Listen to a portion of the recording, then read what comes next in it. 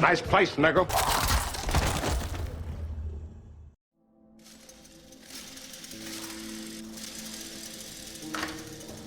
When it comes to horror games, they typically fall into two categories. Repetitive jumpscare garbage that falls flat after 10 minutes, and there's also a 50% chance that it's an attempt at some ARG of innocent thing becomes evil, And then you have games that solely attempt to build up suspense through the careful coordination of environment and sound, instead of randomly inserting screeches straight into your ear to get a cheap scare, because there's a much bigger payoff to be had when the scare aspect comes from a gradual buildup of tension through the amalgamation of atmosphere, sound, and narrative that not only set up a good scare, but it leaves a mark on your brain.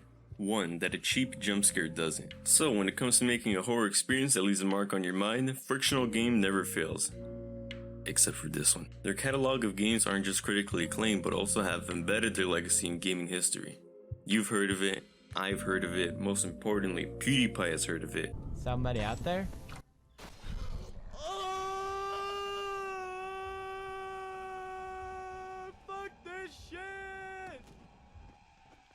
What a fucking... That's right, the impact Amnesia the Dark Descent had on YouTube Let's Plays. It had to be brought up one way or another, but for good reason. Yes, this was during the whole horror game trend, however, don't let that overshadow what Dark Descent truly is. A cleverly crafted horror game about a man and a castle, the title being literal and figurative. A Lovecraftian story about a man who attempts to redeem himself from the great unimaginable sins he has committed. But most importantly for the internet, spooky adrenaline-filled moments. Would it really be Amnesia without it? I don't think so. Prior to Amnesia the Bunker, the gameplay loop throughout the trilogy consisted of running and hiding. You are defenseless against these abominations, and your best bet is to always creep in silence. Powerless, noisy, and near the brink of insanity is what makes your heart race in these close call moments. Now, what exactly makes Amnesia the Bunker different from its predecessors?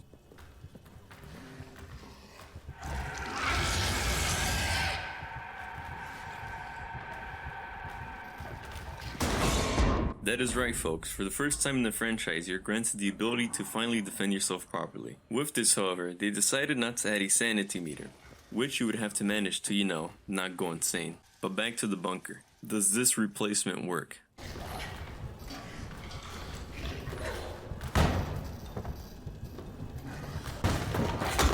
Absolutely. The lead director for this game wanted something new. He noticed that in the past, when you replayed their other games, it's for the sake of the story, but this time, they decided to prioritize the challenge aspect instead. I say they did a phenomenal job at this, but with that said, this game is a lot shorter than the others, originally being a DLC for their last game, Amnesia Rebirth, but they saw the potential in it.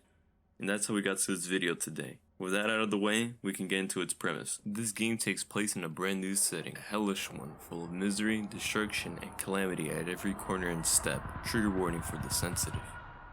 It takes place in... Also, important to mention, this is during a little known conflict referred to as the Great War. That's right, folks, we are on the Western Front. Yay! The tutorial is none other than the horrors of trench warfare. Yes, I am aware that there is a training grounds section right there in big bold letters that I didn't see in the main menu, but I somehow skipped over it, so the prologue is a tutorial in my heart. One bone-chilling quote later, and here we are. This section is the closest you get to experiencing the Great Stare-Off. We are Henry, a low-ranking French soldier in the midst of invading a German trench with his unit. A man by the name of Lambert gives us cover from above, so neck deep in enemy territory we heroically push out the Germans by frantically and clumsily avoiding death at all costs. Our comrade Lambert guides us as he is off doing something up there.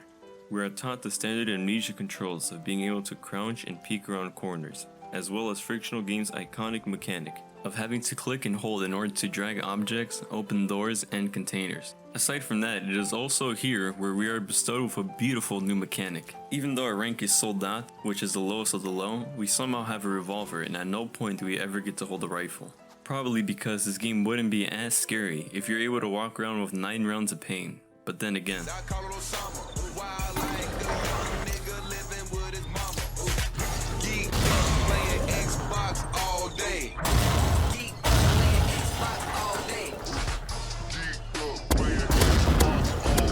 this section doesn't really explain a lot of story aside from the fact that we are grinder meat made for the battlefield, and that we are...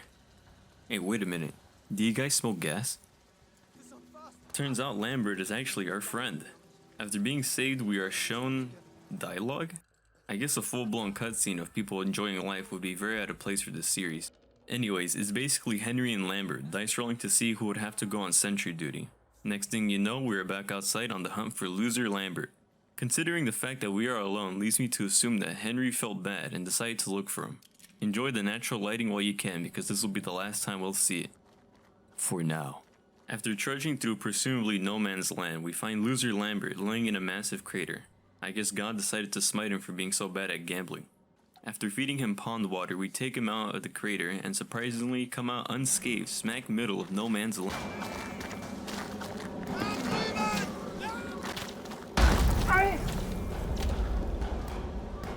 Motherfucker! Well shit, we wake up back in home sweet home, or what I like to call Henry's man cave, since this will be the entire game from here on out. After waking from a coma, we investigate for any traces of life. Typically a fortified bunker is supposed to have people manning it after all. Some notes and a flashlight later and we find the soldier on the brink of death after getting an itty bitty little scratch. But most importantly, he tells us 3 things. First, there is a creature in here responsible for the deaths of nearly everyone in the bunker. Second, the higher-ups bailed and blew up the only exit. And lastly, the only hope of escaping the bunker is to obtain the detonator and explosives, which are scattered across the bunker, but he isn't exactly in the best shape to go get them. With that said and done, he has one little request from the player. Here, take this. Finish me off, please. I want to die at the hands of a brother soldier, not that monster. There's ammo in the pantry. Get it. Please. No problem then, I'll just go ahead.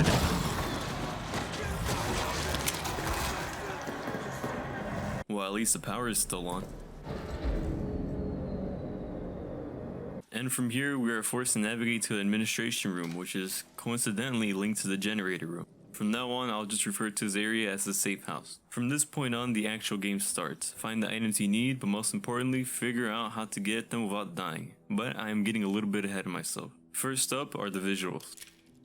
My god, off the bat, this game looks amazing. And not just that, but it runs relatively smooth as well. Trust me when I say that your uncle's work laptop should be able to reach the minimum to run this game. That's mainly due to the fact that this game is very narrow and dark, since the whole game essentially takes place in the bunker itself. Shocker, right? Enclosed areas equate to little stress on the game engine. On the topic of enclosed areas, if you are vaguely familiar with the awful hamster mazes that were French bunkers, then the interior is what you'd expect. Claustrophobic and grimy. Everywhere you go, you'll see dirty floorboards which prevent this hull from collapsing, and beautiful cold hard steel of the 20th century. Remnants of its inhabitants still remain, metaphorically and literally.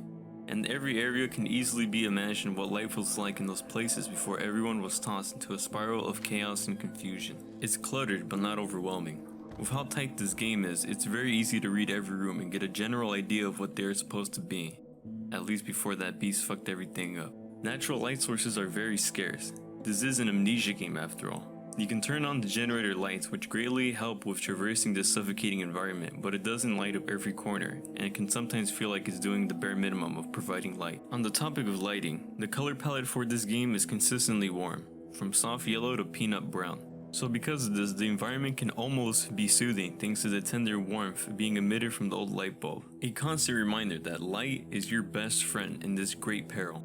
Or could it be because the creature can't eat you with the lights on? The textures are very well detailed. Same for the particle effects, which are very common due to the amount of dust constantly flying around, whether it be from the ambient or the booby trap that was accidentally set off by the beast. Oh, you wanna fight? You wanna fight? Don't fuck come at me. Oh my... Speaking of traps, whatever change you make to the environment, it is bound to stay there for the rest of the game. From burnt rats to torn down doors, you can use those as landmarks in your journey across the bunker. This area, for example, in the prison. I just so happened to get jumped by the beast with a grenade in my hand. By the end of the game, if you're as frantic as I am, then the whole place will look like if the Tasmanian devil blew through it while on steroids, and half of the rooms you enter are greeted by the sound of you having to crank the flashlight on because the lights got blown out. Also, being in total darkness, not recommended. We don't share Daniel's night vision from Dark Descent, so we get wrapped in darkness and can only see detail at arm's length, and are forced to squint really hard at that silhouette and pray that it isn't the beast locking eyes with you. To prevent this from being straight up unfair, there are many emergency lights that stick out like a red sore thumb to help guide the player around the bunker. A reminder that these lights only exist for emergencies, really. If you try using them to explore the bunker, then yeah, you're gonna have a really hard time. Animations are simple, fluid, and responsive. Reloading the revolver never gets old, and I've only witnessed something immersion breaking once, and even then, I at least got a really good laugh out of it. The UI is straight to the point. This game wants to keep you as immersed as possible, so they got creative. The inventory as well as crafting was kept simple. As for the HUD, there is no HUD. They took every opportunity to avoid showing you a big bar or a number. Want to see the amount of time you have left before Freddy Fazbear gets you? A stopwatch. How much ammo do I have left? Just checked inside the gun. Health? Oh shit, that's a lot of blood. I appreciate it when games take this kind of approach. It's simple, effective, and fitting for the overall experience. You can tell that even with such an enclosed environment, they wanted to make sure that they use every element possible to immerse the player in what feels like a personal hell. There are more environments than just the bunker, but that is near towards the end of the game, so that will be in the spoiler part. Sorry. Anyways, from the propaganda posters to the blood on your hands, it's all a reminder that you are a man meant for the thunderous battlefields of the Great War, but are pulled away from one hell to another, paused in time to fight your own war of desolation and desperation. Although a spawn of hell the beast may be, the reasoning behind your perilous battle still lies on the faults of human nature. I will talk about it in greater depth in the gameplay section, but as for its visual design, the beast is absolutely terrifying. Big stature aside, for a majority of your encounters with the beast, he is usually shrouded in darkness. However, its huge mangled mouth and sharp claws can easily grab your attention, and even though it's heavily hunched over and walks on all fours, it almost looks like a mangled human. Very strange. Another cool thing to know is the fact that if you look at it carefully, you can see that it is heavily scarred. A reminder that the previous soldiers have attempted to take down this beast but failed every time. To sum it up, this looks like the type of creature to jump you in the Chernobyl exclusion zone.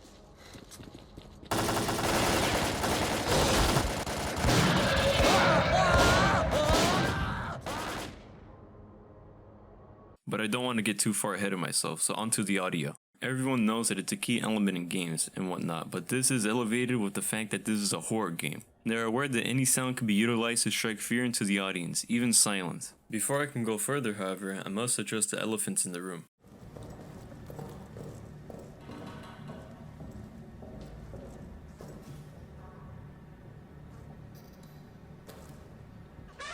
A staple in the series, at least to me, is the voice acting. Like stated earlier, the main focus of Amnesia games have always been the story. With that, they put great care in not just crafting well-written characters, but as well as ensuring that these integral characters are convincing enough through stellar voice acting performances.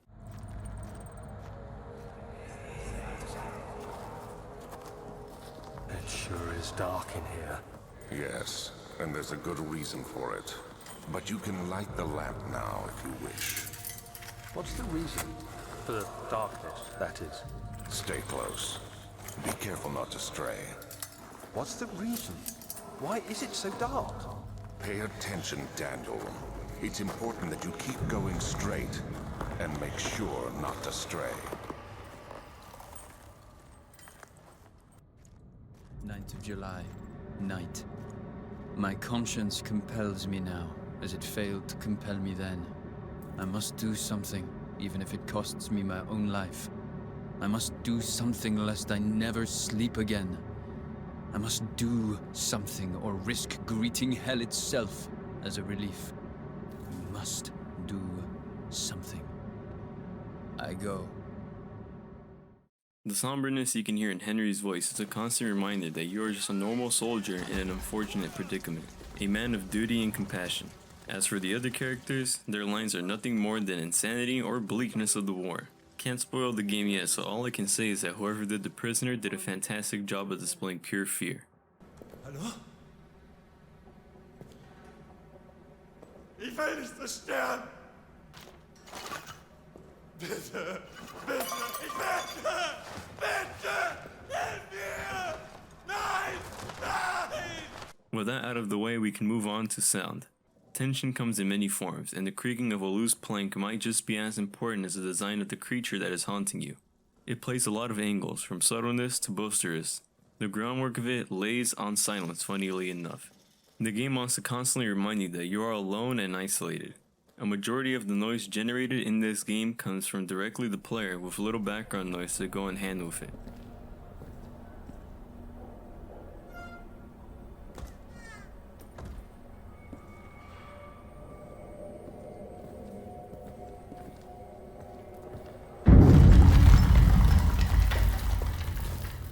It's one thing to turn off the lights and stumble around in darkness like Charlie Sheen in his prime, but it's another to have the silence randomly broken by noise you know you weren't responsible for. You will also feel every impact of your actions, from slamming a door off a brick to throwing molotovs at those damn annoying fucking rats. It is satisfying to hear, but never forget, if you think you're loud, then the beast most likely thinks so as well. Since the audio in this game is heavily dependent on player action, this means that you have to be very mindful of what you do and plan every action with the risk of alerting the beast to your current position, including the lesser actions, such as the breaking of a bottle and the shuffling of a wooden barrel. Knowing that such simple noises can trigger impending doom is what makes the sound in this game feel so much more impactful. The beast also tends to make quite a ruckus. Even when he isn't roaming the hall searching for you, you can tell that he is near by the sound of metallic shuffling as it crawls around air ducts attempting to get closer to the player, which happens completely out of your sight.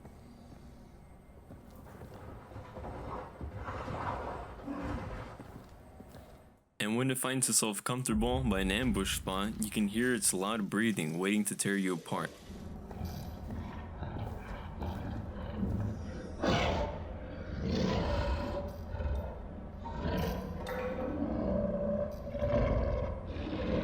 There's very little music throughout the game.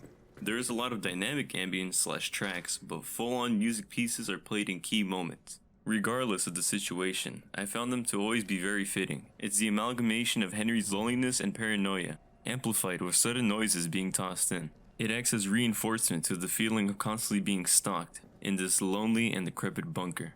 Don't you just love the sound of deep space?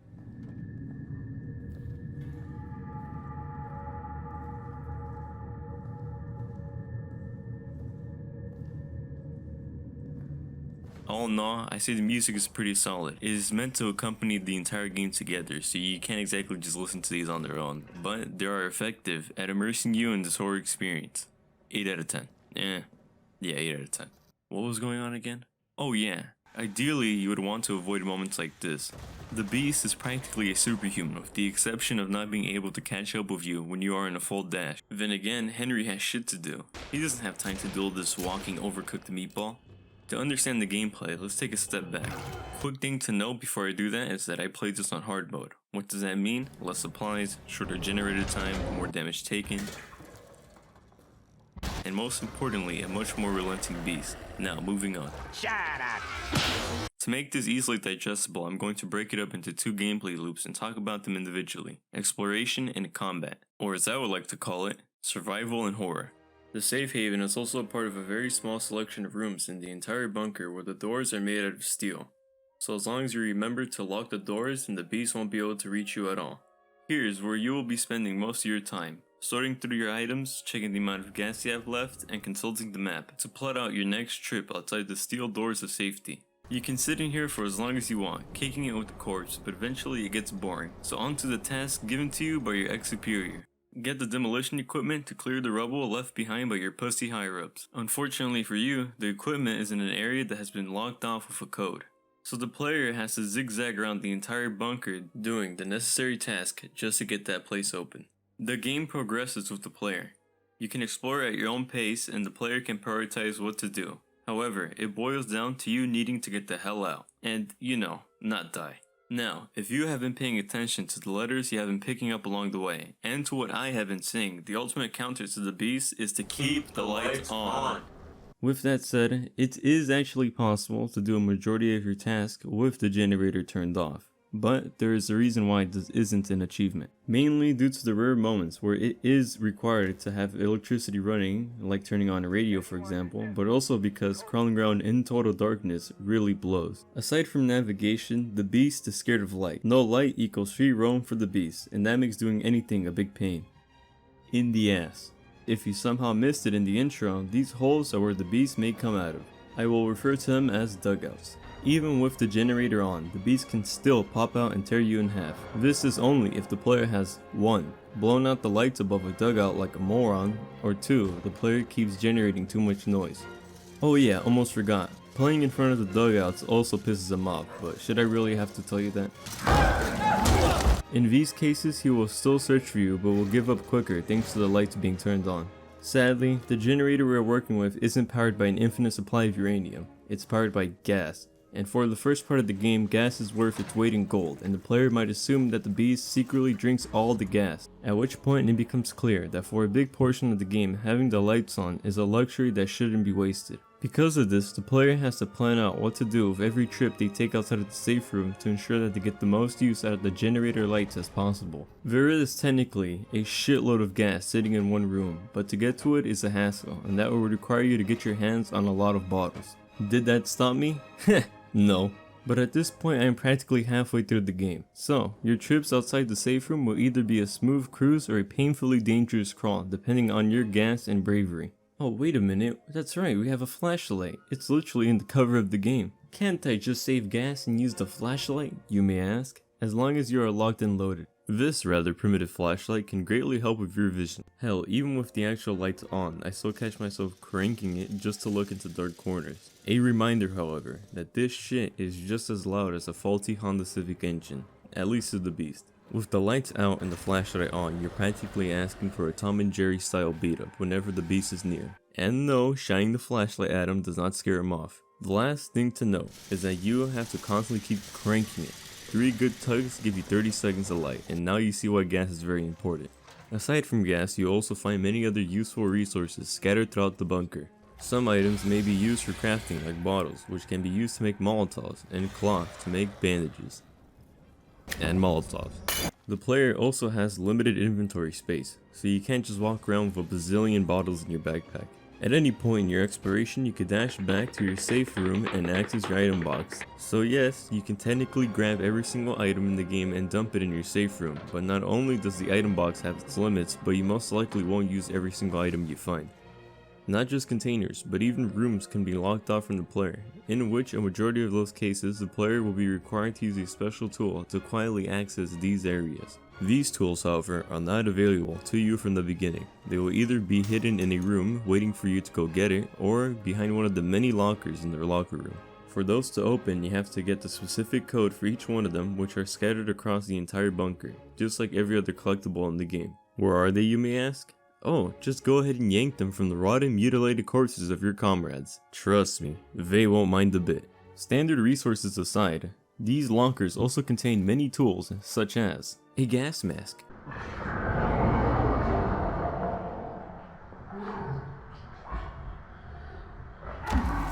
which sucks ass, and the lighter, which is my personal favorite for no specific reason. To knock out the rest of the collectibles, you have the letters, which I hope you have been reading.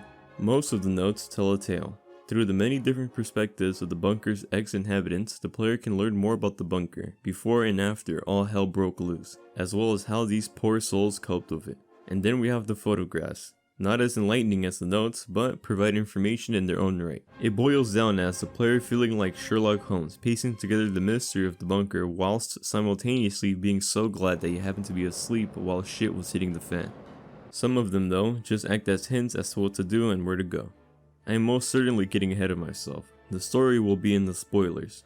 Personally, I enjoyed going around the entire bunker trying to get every collectible possible. Not only does it entice the player to check every nook and cranny this horrifying McDonald's playhouse has to offer, but it also feels fulfilling to piece the story together. You practically become the librarian of the bunker. Too bad there is a rather rude patron running around causing such a ruckus. Not to repeat myself, but for the first time in the series, the player is given the direct ability to fight back against the monsters that haunt you. Not only with great power comes great responsibility, but with such ability the developers realize how much of an impact that'll make on the game. So first and foremost, the beast cannot be killed. Not until the end. Aside from being able to stun the beast, if dealt enough damage, you can force the beast to retreat back into his dugout, which gives you a good window to explore freely until the beast thinks he's ready for the ringer again. There are a multitude of ways of dealing with the beast. Remember the plaque: adapt, experiment, survive. This is a horror game after all. Would it really be as scary if you can make the enemy hit the ground like a sack of potatoes? Suplex! Ah, finally, I could talk about the guns in detail. It's reliable, easy to use, and consistently the best way of dealing with the beast. Is what I would say if ammo wasn't so damn scarce. In my eyes, it should be treated as a last-ditch effort rather than to go willy-nilly and pretend like you're Arthur Morgan. You may have also noticed that I said guns, plural.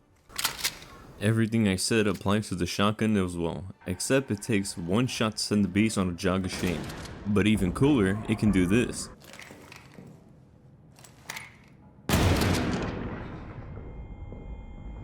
Man, do I love the trench shotgun. Sadly, unlike the revolver, you don't obtain the shotgun until damn near the end of the game.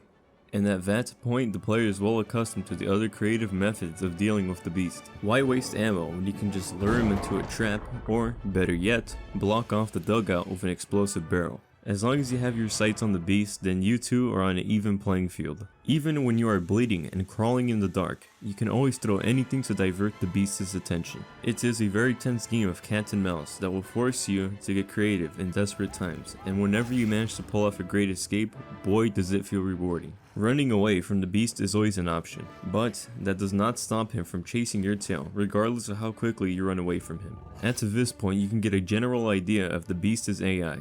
It's relentless, but not cunning. I was expecting it to be something akin to Alien Isolation, where the alien that hunts you down learns from its mistakes, preventing the player from cheesing it every encounter, but then I remembered, Sony patented that. But hey, at least you don't have to fear it waiting for you in your safe haven. Back to the AI though, it works. There were some moments where it sort of gets stuck, like here, it started smacking this canister non-stop because it sensed that it was blocking its path. Obviously, it should be noted that these are rare occasions, and of course, if you choose to hide in some janky ass spot, you shouldn't be that surprised when the beast looks right at you and walks by like didn't notice anything. Aside from dumb stuff like that, it feels consistent enough to keep you on high alert whenever it is near. Lastly, the beast isn't a total idiot. If it sees a big puddle of fire or a massive gas cloud, it won't just walk straight through it. So just because you aren't able to get the jump on the beast and completely miss the opportunity to damage him, these can still act as a barrier between you and the beast. Moving on, something that has to be taken into account is the layout of the bunker itself. At first, it can feel like a literal maze. No way, am I right? Who would have guessed? But also, if you aren't careful enough, you might accidentally slip into a trap or, God forbid, these annoying assholes. Charlie Kelly here with a quick demonstration on how to use a rat stick. Okay, let's say you have a rat, and it's stuck in a glue trap. You're gonna want to bash that rat, put it out of its misery as soon as you can. Here we go.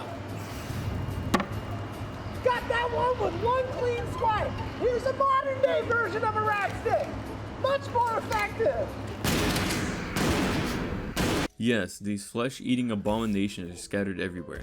You can walk through them, but you will be taking serious damage by doing so. Henry may be a war-hardened soldier, but one nibble to the foot and now he's lost half of his blood. The first couple of trips outside the bunker will be tough, but the more you learn, the bigger of a threat you become to the beast. It serves as a reminder of how big of a fight we can put up whenever it seems as though all odds are against us. Sadly, that statement is a double-edged sword. When we are also put in the most extreme situations, man is capable of committing sin to a grand altitude that could even make God cringe in shame. And with that, we can segue into the story. What happened to Henry? What are these Roman tunnels they speak of? Where is Lambert? And most importantly, what the hell even is this beast? Many spoilers and more coming up, but a reminder, this game is very short compared to the other Amnesia games. If you plan on figuring out this mystery for yourself, then feel free to skip here. You better be skipping because I'm looking. I could tell when people skip. I have the YouTube studio viewer thing, so you know. Oh, you stayed. Alright. Although it is given in increments, I'd say it's very easy to digest and follow along. Then again, there are some people on the internet that rely on a robot to summarize Ted Kaczynski's manifesto on why computers are bad, so I can understand that somehow this story flies over some people's heads. From the notes you have gathered, you learn that the Tale of Madness begins a whopping 3 months prior to Henry's awakening. That's right, the game is practically the final chapter of this story. I don't think a history lesson is needed to understand why we are fighting in the first place. It's rather simple actually.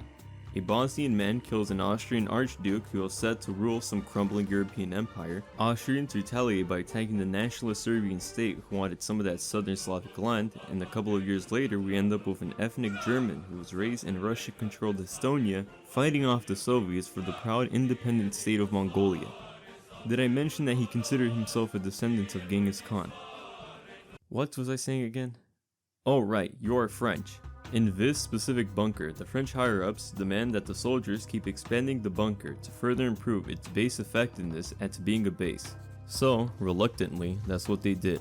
However, they made a discovery that'll forever change their lives. From their excavations, they accidentally uncovered undisturbed Roman tunnels from the antiquity period. They also uncovered ancient manuscriptures. Neuer, a soldier who so happens to love ancient Roman history, is given these manuscriptures to decipher, mainly to kill time. From here, Soldier Neuer quickly figures out that although they are written in Latin, they have nothing to do with Rome. The scriptures speak of a world full of spirits and misery, ruled by darkness and some greater being.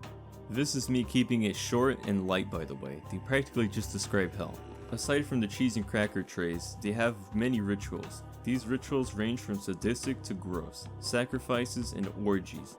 The most notable piece of information is the fact that they seem to mention some liquid which is the key to achieving immortality. Before Neuer even tells anyone about the contents of the text, other soldiers that have ventured in the tunnels start to talk about visions which correlate with the manuscripts. One soldier, Toussaint, writes about an experience he had in the tunnels where suddenly he is in total darkness, then quickly snaps back into reality. I sure hope that's the last vision he ever gets, cause that sounds horrifying, am I right? These visions keep reappearing in the minds of soldiers who at some point ventured into the tunnels, so naturally their sanity begins to deteriorate. The higher-ups, however, don't buy it, and assume that the soldiers are simply cowards, or are even attempting to thwart their plans to use the tunnels as an ambush against the Germans. So there lies the tunnels. It continues to send visions to the soldiers, enticing them to re-enter. Neuer is the first to give in, and after screaming for what felt like an eternity, he is pulled out and incarcerated. From this point on, his fellow paranoid comrades refuse to speak about the tunnels and their visions, so that they don't share the same fate as Neuer. Eventually though, enough is enough. A group of soldiers come together to hatch a solution to finally stop the nightmares. The brilliant idea is to set off bombs underground, by the way, to block off the tunnels. At this point, it becomes clear how unbearable the nightmares are. They would rather take the chances of caving themselves in than to continue living with such horrible thoughts and visions. Their plan is successful. However, one of the soldiers, who really likes poetry, seems to have succumbed to the visions. He then proceeded to wander off deeper into the tunnels, and is never seen again. It seems that blocking off the tunnels caused the nightmares to finally stop. The higher-ups immediately start investigating whoever may have caused the blocking of their potential ambush point, and 3 of the 5 perpetrators get convicted as traitors. The one they happened to not catch was the one who planned everything out. Thankfully for him though, he wouldn't have to live with the guilt for too long. He doesn't overcome the guilt or anything, he just All of these events that I have just described happen before the game even starts. But since you've already heard it from me, I'll skip the intro and cut to when Henry and Lambert are playing dice. There you have it, huh? Ah, fate's a bastard. I'm on patrol tonight then. Turns out, Henry fucking cheated. Oh boy, he sure won't be regretting that anytime soon. Since Lambert has been pulling a series of pranks on Henry, Henry simply thought that by making him lose, they can both laugh about it later, like haha, got you, now you're all dirty and tired. That's what you get when you piss in my goddamn water flask. So, that's what it's meant to be. Just a harmless counter prank. What can possibly go wrong? 9th of July, morning. It has been hours now and Augustin has not returned. Quickly coming to the conclusion that his friend might not come back, he begins to regret his actions, and that severely impacts his psyche. So, eventually he comes to terms that there is only one way of finding out whether or not he got his only friend killed. Here, drink this. Yeah, sure, Henry. Go ahead and feed your friend random water from the crater that definitely doesn't have asbestos, lead, or gunpowder debris. Who cares? Henry carries Lambert, they get spotted, big boom boom next to them, you know the deal. Now here's the kicker. How the hell did Henry survive that? If you guessed that his gravely injured friend carries him all the way back to the bunker and somehow does not get shot or blown up, then you are correct. According to a report, the gravely injured Lambert out of nowhere got a massive jolt of energy, enough to pick up Henry and carry him all the way back. As if someone injected his bloodstreams with Powerade, Monster Energy, Red Bull, and a small hint of methamphetamines. Also, that the crater he fell into is somehow connected to the Roman tunnels, but surely that does not mean anything, so moving on. Henry is practically alive by the skin of his teeth and has forgotten quite a bit due to his head injury, to the point where he can't even recall his own name. Although both of them are in the bunker, it appears that the roles have switched, with Lambert now being the one worrying about his friend. Not just that, but he deeply regrets losing a gift in the crater. The gift being a rabbit doll he intended to give to his son back home, and now it sits there, alone and cold. Can't get worse than that, right? Well, as soon as they get back, new thoughts begin to enter his mind, that he has a higher purpose to fulfill. Sounds pretty familiar if you ask me. These constant thoughts leave him restless, but before he can make sense of them, Renard, the sergeant responsible for court-martialing all of the tunnel destroyers, is suddenly killed, causing everyone in the bunker to go ballistic and become even more paranoid, not just because he can't seem to find a suspect, but also because they begin to hear noises coming from the Roman tunnels, even though the entrances have been blasted shut. The very few people who were able to see the corpse of the mutilated sergeant knew that whoever was responsible for it is either a deranged human being or something much worse and beyond their imagination. Before they are able to make sense of the situation, another soldier is killed 2 days later. From this point on, the bunker descends into total chaos. They attempt to form a squad dedicated to hunting down the beast, but to no avail. So the most they can do is keep scaring it off with what they have, but eventually people get picked off left and right. It has all sorts of good, it has fish in it, and it...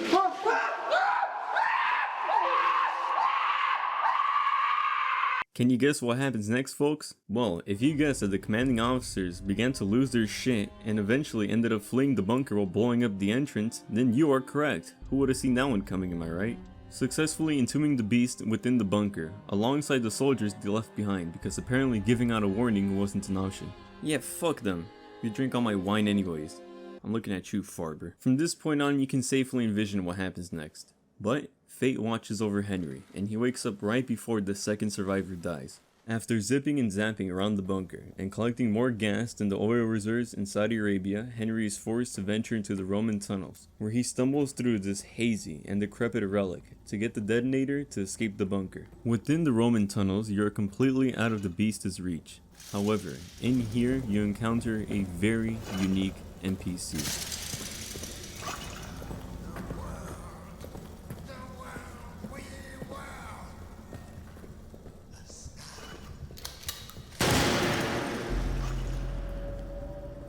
Remember the guy that really liked poetry and, you know, kept walking deeper into the tunnels? Well, here he is, and he's alive, wielding a shotgun. Now, here's the thing I can't figure out. Did he walk in there with it, or did he find it in there? I refuse to believe the entire bunker only has one dedicated shotgun. Matter of fact, there's no rifles within the bunker at all. Just the revolver. Well, that's something we don't question. Anyways, back to Toussaint. Or, as the game likes to call him, the shotgunner. After venturing deeper into the tunnels, his hallucinations ended up breaking him, causing him to gouge out his own eyes so that he can see the demonic visions more clearly. The Roman tunnels is a short but amazing sequence of running and ducking in this well-detailed crypt. Reasoning with Toussaint is completely out of the window, because, you know, you can't exactly fight a shotgun with words. You have to put the poor bastard out of his misery. And with that done, you get the detonator and the beautiful trench shotgun. Not far from the detonator, you can spot a small opening, a crawl space, with light piercing through. What can it possibly be? I guess Command was not lying. It really was an opening for an ambush. Within the godforsaken crater, you can find Lambert's dog tag, as well as the rabbit's doll he left behind. Oh no, that's not a good sign. If you haven't been able to piece it all together, then this final note should explain it all. With Henry in a coma, he is alone with his new seductive thoughts. He could not forget the taste of the water, and his mind ravages on about this newfound purpose. It urges him to draw blood. He attempts to repress the demonic thoughts, but eventually he ends up caving to his temptations. On a gloomy night, he decided to finally scratch that itch. When Sergeant Reynard was patrolling the bunker, he caught him off guard and slayed him on the spot. And then eventually, he goes full on berserk, slaying the rest of the soldiers within the bunker. So everything you see is a product of Lambert losing his mind. And I don't feel like staying around to see my intestines turn into a scarf.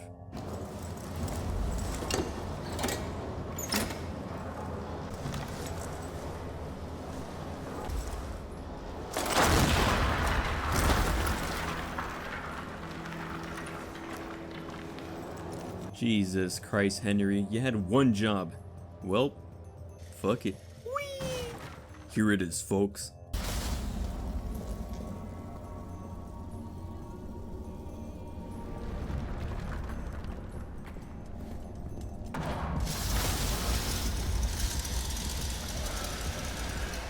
a final showdown between you and your old buddy Lambert. You got creepy statues left and right, thunder shocking every 2 seconds, and these giant columns floating above what seems like an endless pit. Just like the rest of the game, it is using every element possible to signify that your end goal is right there. You are so close. It is also in this moment where you make your decision. Head straight for the exit, or put Lambert out of his own misery. Fuck out of the way. Can't wait to eat a croissant, smoke a cigarette, wear a silly hat, set up a bunch of nations in Central Europe to counter the Germans for the next war that's totally not gonna happen, give out fake guarantees to those said nations and promise Poland to help them out.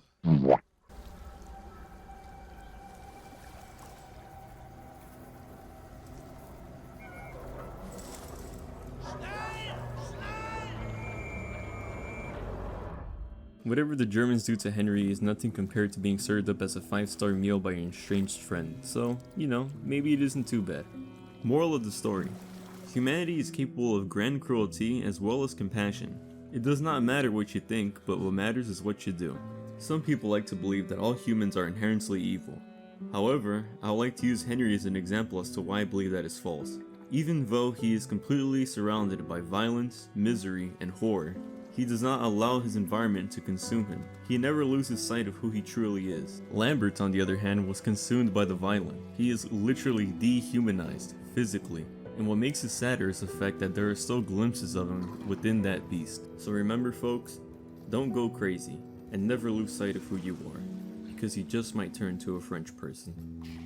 Replayability. Remember that word from earlier? If you feel like replaying this game, there are a multitude of changes you could do to it. You can tweak the game to cater towards any of your playstyle, or if you want a really specific challenge, like having no gas or going through the entire thing with a long-lasting flashlight but a really stubborn beast. If that sounds overwhelming, then you could just play on Shell Shock mode. If that still does not satisfy your palate, then there's always the workshop so you could go crazy. Either to try out maps that the community has made, or to do bullshit like this. I mean, I'm not complaining, I'm having fun. Thank you guys for watching, and I'll see you next time.